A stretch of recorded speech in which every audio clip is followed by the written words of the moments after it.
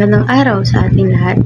Sa aming presentasyon, tatalakayin natin ang isang mahalagang paksa patungkol sa variety ng wika. Ipapakita namin kung paano nagkakaroon ng pagkakaiba-iba sa paggamit ng wika depende sa lugar, grupo, kultura at sitwasyon ng mga taong gumagamit nito. Para sa aming talakayan, bibigyan pansin natin ang anong variety ng wika: ang dialect, idiolect, sociolect, ethnolect, ecolect at register. Bawat isa ay tatalakayin sa pamamagitan ng pagbibigay ng halimbawa, konteksto, at paliwanag kung bakit ito kabilang sa partikular na variety. So ano nga ba ang dialect? Ang dialect ay isang variety ng wika na ginagamit ng mga tao batay sa partikular na lugar o rehiyon kung saan sila nagmula o nakatira.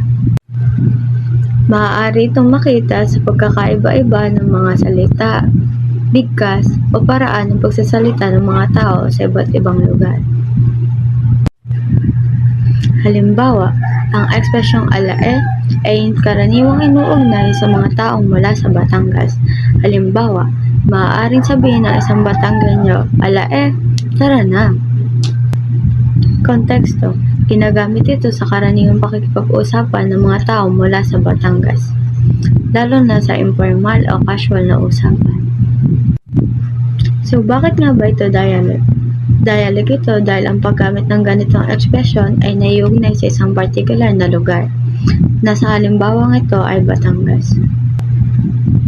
Ipinapakita nito na maaaring magkaroon ng pagkakaiba-iba sa paraan ng paggamit ng wika depende sa geographical na pinagmulan ng mga nagsasalita. Sa madaling salita, ang dialect ay isang variety ng wika na nagkakaiba-iba ayon sa lugar o rehiyon. Ngayon, tatalakayin natin ang variety ng wika. Idiolect. Ang idiolect ay variety ng wika na natatangi at pansariling paraan ng pagsasalita ng isang individual. Ito ang kanyang sariling tatak. Sa paggamit ng wika, naiimpluwensyahan ng kanyang lipunan, edukasyon, estado sa buhay, edad, at personalidad. Halimbawa, ang buhay ay weather lang. Si Kim Atienza o kilalang Kuya Kim, ang kaniyang pampatapos na linya sa pagbibigay ng ulat, panahon o trivia sa telebisyon. Ano nga ba ang konteksto ng idiolect? Ang idiolect ay tumutukoy sa pinagmulan, kalagayan at dahilan kung bakit may kanya-kanyang natatanging paraan ng pagsasalita ang bawat individual. Yun nga po, ang idiolect ay natatangi at pansariling paggamit ng individual sa paraan ng paggamit ng tono at pagpili ng salita at pagbuo ng karakter na tumatatak sa mga tao sa kaniyang pagsasalita o pagsusulat. Ako nga po pala si Jenny May D. Manilag at dumako na po tayo sa susunod na variety ng wika. At ang variety ng wika na aking tatalakay naman ay ang sociolect. Una, ano nga bang sociolect? Ito ay isang variety ng wika na ginagamit sa isang particular na grupo o pangkat sa ating lipunan. Maaari ito maging formal o di formal. Halimbawa nito ay ang konyo, na kung saan pinaghahalo natin ang wikang Filipino at wikang Ingles o tinatawag natin Taglish. Magbigay tayo ng isang halimbawa ng konyo. I need to finish this assignment muna bago ako umalis. Dito, naipakita rito ang paghahalo ng wikang Filipino at wikang Ingles. At sa konteksto, maaari natin gamitin ang ganitong paraan ng pagsasalita sa casual na pakikipag-usap ng mga taong sanay o komportable sa paghahalo ng wikang Filipino at Ingles, lalo na kapag nakikipag-usap tayo sa mga kaklase, mga kaibigan o mga kakilala natin. At ang panghuli, nakaayon ito sa klasifikasyon ng sociolect dahil ang ganitong paraan ng paggamit ng wika Ayon niya sa sinabi ko kanina, ginagamit ito sa isang particular na grupo o pangkat sa ating lipunan. Ang paghahalo ng wikang Filipino at Ingles ay nagiging bahagi na ng paraan ng pakikipagkomunikasyon natin, kaya may tuturing itong socialite. Ayun lamang at maraming salamat. Muli, ako si Mary Rose P. Medina. Ngayon ay dadako naman tayo sa ibang uri ng variety. Magandang araw po sa inyong lahat.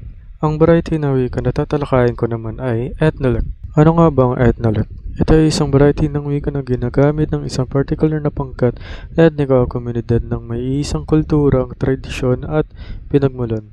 Sumasalamin ito sa kanilang pangkakilanlan at paraan ng pagkukomunikasyon. Halimbawa nito ang salitang madayaw na ginagamit ng mga Bisaya lalo na sa Davao na nanganguhulog ang maganda o mahusay. Halimbawa nito ng pagsasabi ng madayaw nga buntag sa inyong tanan na ang ibig sabihin ay magandang umaga sa inyong lahat. Sa konsepto, maaaring gamitin ang ganitong paraan na pagsasalita kapag nakipag-usap ang mga tao ang kabilang sa parehong pangkat, etniko o komunidad dahil sa kanilang pang-araw-araw na usapin at pagbati. Nakaayon ito sa klasifikasyon ng ethnologue dahil ang ganitong paraan na paggamit ng wika ay ginagamit ng isang particular na pangkat, etniko at lipunan. Ang mga salitang natatangi sa kanilang kultura at wika ay nagiging bahagi ng kanilang paraan ng pagkukomunikasyon, kaya may ituring itong ethnologue. Maraming salamat po. At ang variety ng wika na aking tatalakay naman ay ang Ecoleg. Ano nga ba ang Ecoleg? Ang Ecoleg ay isang variety ng wika na ginagamit sa loob ng tahanan. Ito ang paraan ng pagsasalita na karaniwang ginagamit ng mga miyembro ng pamilya sa pangaraw-araw na pakikipag-usap sa isa't isa. Halimbawa ng Ecoleg sa tahanan. Papa, kakain na po tayo. Ang konteksto ng halimbawang ito ay nasa loob ng tahanan kung saan tinatawag ng anak ang kanyang ama at inaanyayahan siyang kumain kasama ang pamilya. Nakaayon ang klasipikasyong ito sa Ecoleg dahil ginagamit ito sa pakikipag-usap sa loob ng tahanan. Makikita rin dito ang magalang na paggamit ng salitang papa at po na karaniwang bahagi ng pakikipag-usap ng anak sa magulang. Kaya ang Ecoleg ay isang variety ng wika na makikita sa paraan ng pakikipag-usap ng mga miyembro ng isang pamilya sa loob ng kanilang tahanan. Rehistro. Ang rehistro ay paraan ng paggamit ng wika na nagbabago depende sa sitwasyon, kausap, lugar, at paksa. Ibig sabihin, inaangkop natin ang ating mga salita at paraan ng pagsasalita depende kung sino ang kausap natin at kung nasaan tayo. Halimbawa, maaari po bang ipasa ang inyong laboratory report bago mag-Biyernes? Konteksto, ginagamit ang ganitong pananalita ng guro sa mga mag-aaral habang nagbibigay ng instruksyon tungkol sa isang gawain sa paaralan. Paliwanag, ang rehistro ay tumutukoy sa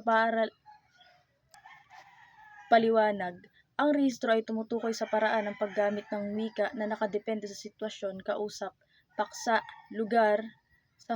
Sa halimbawa, formal ang ginagamit na mga salita dahil sa kontekstong pang-akademiko at guro ang nakikipag-usap sa mga mag-aaral.